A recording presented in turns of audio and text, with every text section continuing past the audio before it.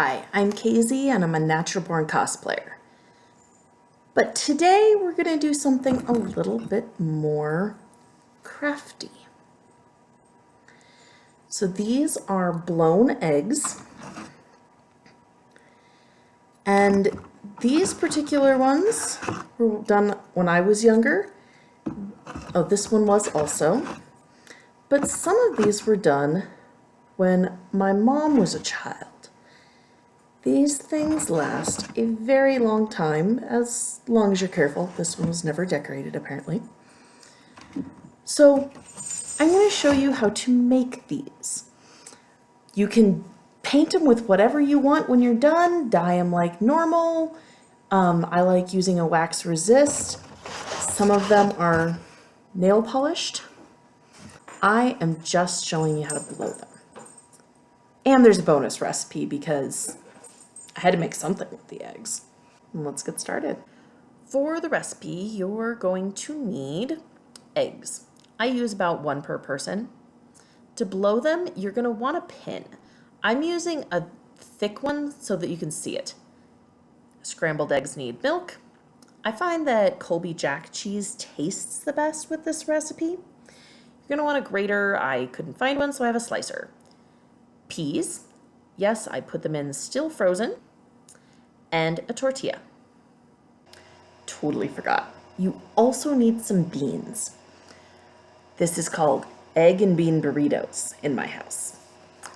I oftentimes use pork and beans, but I have also used baked beans. Both have kind of a sweetness that made my kids really enjoy it.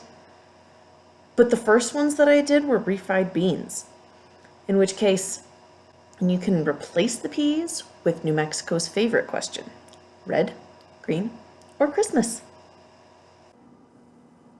All right, you take your egg and a pin and you poke the egg with a pin. Yes, this will be hard. Usually it won't crush like that. But on this end, you do want a large hole. This is about twice as large as I like, but it is what it is. We're going to go with it. You poke a smaller hole in the other end.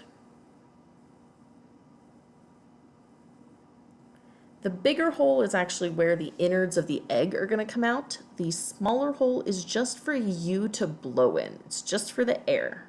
So I poke little holes all the way around the main hole just to kind of enlarge it. Then when you're done, you're going to stick the pin in the bottom and kind of jiggle it around, trying to break up the yolk.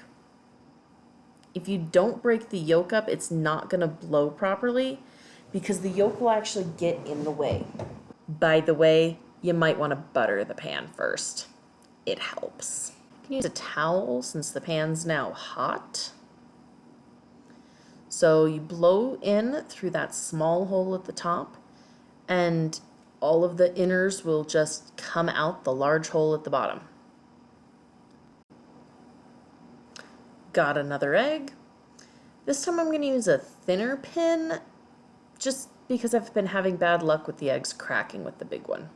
For the hole on the bottom where the egg's actually going to come out, I usually think that 1/4 of an inch is the largest you're ever going to want to do.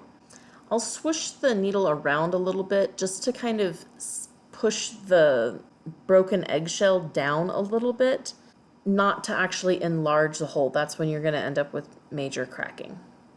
You might end up with a couple eggshells in your food. I've never actually noticed them while I'm eating, just I've noticed them falling into the pan. And you can pick which side you want to be the top and the bottom. It doesn't actually make any difference. Let's break up that yolk. And sometimes you can actually see a little bit of the yolk on the pin once you've broken it up.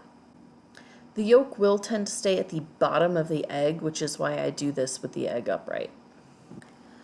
Also, the more you kind of break up the white of the egg, the more the membrane is willing to come through such a small opening. When you're done with the eggs, you're going to want to rinse them out. And I will usually pour a little bit of water in through the large hole, swish it around, shake it up, and then blow out through the small hole just like I did with the egg. This is how the eggs are. They look just like an egg, but they're very light. They are quite fragile, but you can dye them just like normal. Gel pens, whatever you feel. Actually, don't use gel pens. It destroys the pens.